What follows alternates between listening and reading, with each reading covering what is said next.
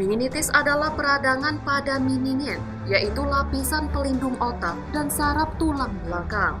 Penyakit ini adalah jenis infeksi meningokokus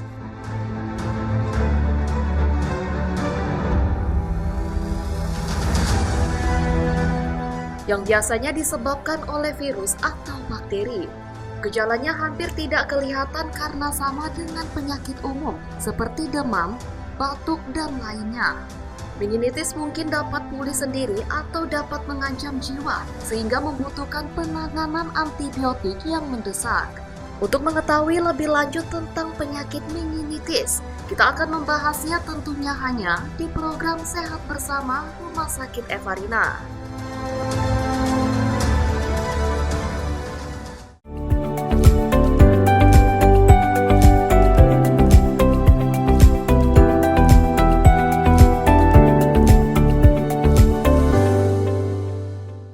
Halo pemirsa, senang sekali saya masih bisa menyapa pemirsa semua tentunya dalam program yang kaya akan informasi kesehatan. Apalagi kalau bukan Sehat Bersama Rumah Sakit Evarina. Bersama saya Citra Hasana. Tema kali ini adalah bahaya penyakit meningitis atau radang selaput yang akan dibahas bersama dokter spesialis neurologi, yaitu Dr. Roni. Halo dok, apa kabar nih dok? Kabar baik. Dok, saya penasaran nih dok, apa sih dok penyakit meningitis itu dok? Oh, meningitis itu sebenarnya ada radang pada selaput otak. Pada prinsipnya di otak kita itu punya lapisan. Sebelum dari tengkorak ada lapisan selaputnya lalu otaknya. Nah biasanya pada pasien-pasien dengan infeksi itu bisa sampai ke otak terjadilah radang pada selaput otak tadi. Seperti itu. Oke, kalau untuk bagian tubuh mana yang serang oleh meningitis ini dok? Selaput otak dan otaknya. Otak ya dok ya. Jadi dok, bagaimana gejala atau deteksi dini meningitis? Oke. Jadi sebenarnya gejala awal dari meningitis ini sama seperti proses infeksi yang lainnya. Seperti demam sangat tinggi, sekitar 38-39 derajat, mulai sulit makan, sampai tidak sadar, dan bahkan ada yang sampai kejang. Seperti itu. Oke, jadi cukup lumayan berbahaya juga ya dok ya, Berbahaya, berbahaya juga. Nah dok, saya ingin bertanya-tanya lagi dok, tapi dok ada kalanya kita istirahat sejenak ya dok. Boleh. Nah pemirsa jangan kemana-mana, tetap saksikan program Sehat Bersama Rumah Sakit Evarina. Jadi meningitis itu peradangan selaput otak yang bisa menyebabkan sampai peradangan daripada parenkim otak itu sendiri.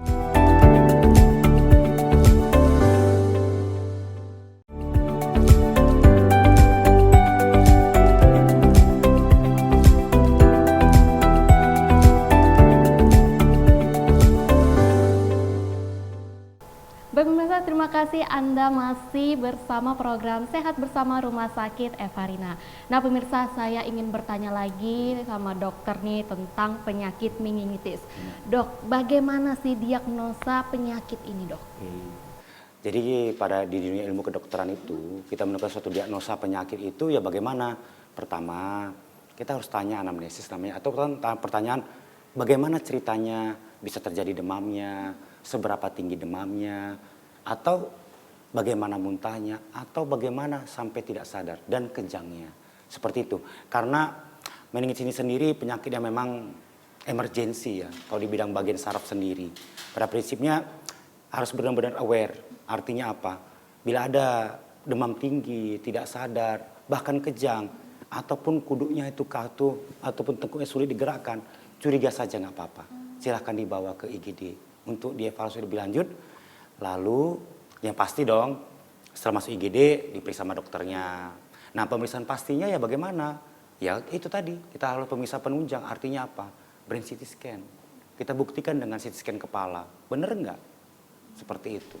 Oke, kalau untuk faktor pemicu penyakit ini dok, apa sih dok? Banyak multifaktorial. Prinsipnya ya pola hidup yang tidak sehat. Pola hidup Ya, yang tidak sehat. karena meningitis ini artinya ada meningen dan itis, artinya peradangan pada selaput otak. Dia bisa dari kuman apa saja, seperti itu. Kalau untuk tipenya nih dok, ada beberapa tipe dari penyakit ini dok. Oh kalau tipenya sebenarnya sih meningitis cuman satu sih, meningitis doang. Cuman masalahnya kuman apa yang menyebabkan dia.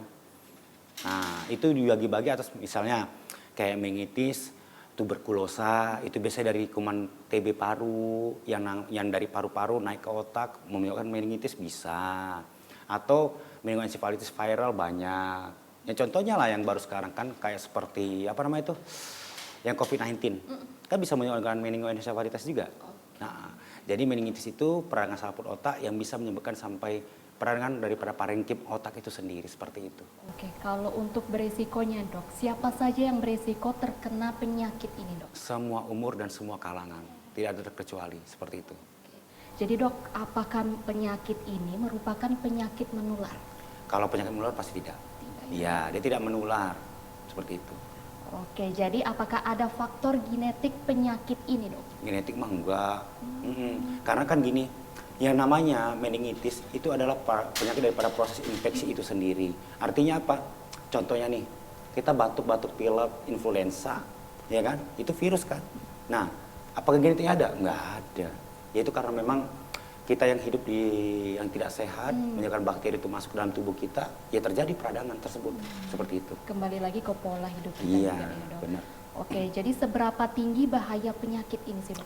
Sangat tinggi. Karena resikonya kematian. Ya, benar. Dan biasanya pasien-pasien dengan meningitis bakterialis yang paling sering datang, itu sulit untuk diselamatkan. Makanya bila dapat gejala di awal tersebut, sesegera mungkin aware untuk dibawa ke rumah sakit.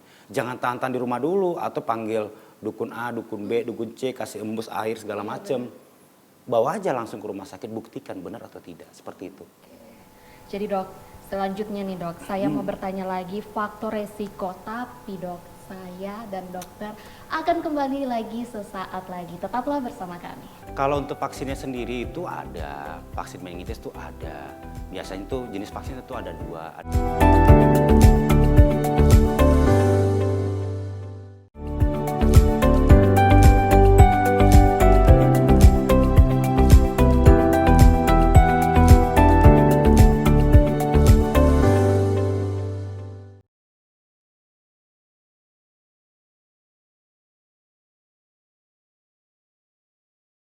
Oh seperti tadi, faktor risikonya itu banyak ya.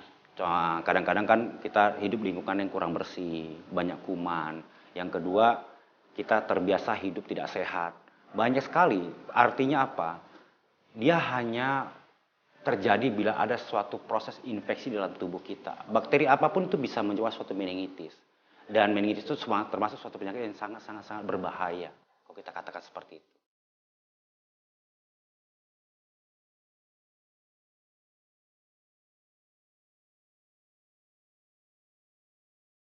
Komplikasi yang paling berat itu 2.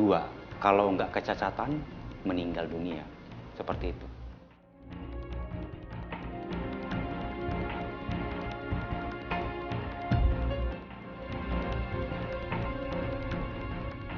Kalau untuk vaksinnya sendiri itu ada, vaksin meningitis itu ada.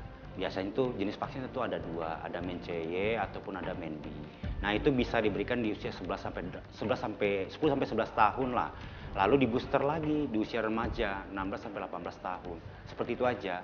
Cuman kan sekarang banyak nih pada yang masyarakat kita yang beragama muslim yang harus umroh kan, dia harus divaksin meningitis seperti itu.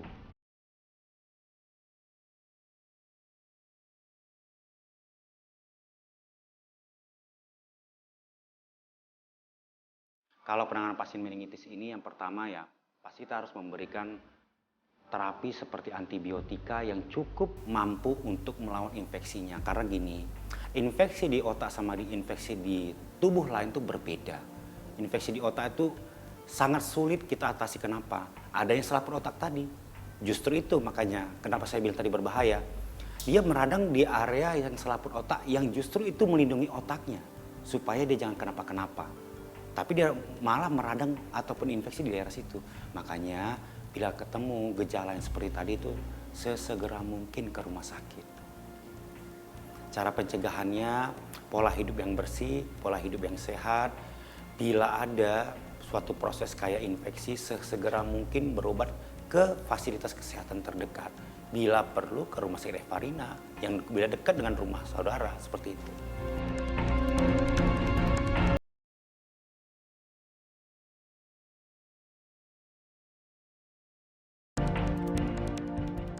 Makin meningkat. jumlah pasien meningitis itu sampai sekarang ini makin lama makin meningkat. Jadi banyak tuh sekarang ini yang terutama ya, kan Indonesia ini kan masih endemis daripada TB paru, TBC.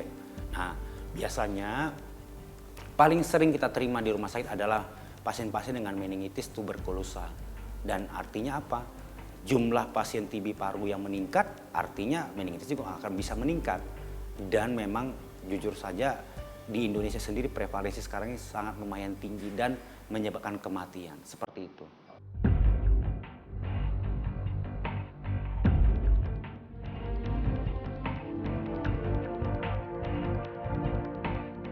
Kalau asupan yang baik yang pasti ya nutrisi dengan pola hidup yang sehat. Kalau dihindari tidak ada sih, yang spesifik sekali itu tidak ada yang perlu dihindari. Tapi kalau yang paling penting adalah asupan yang benar, pola hidup yang baik. Ya seperti kita dulu lah, 4 sehat 6 sempurna. 4 sehat 5 sempurna. Kan seperti itu.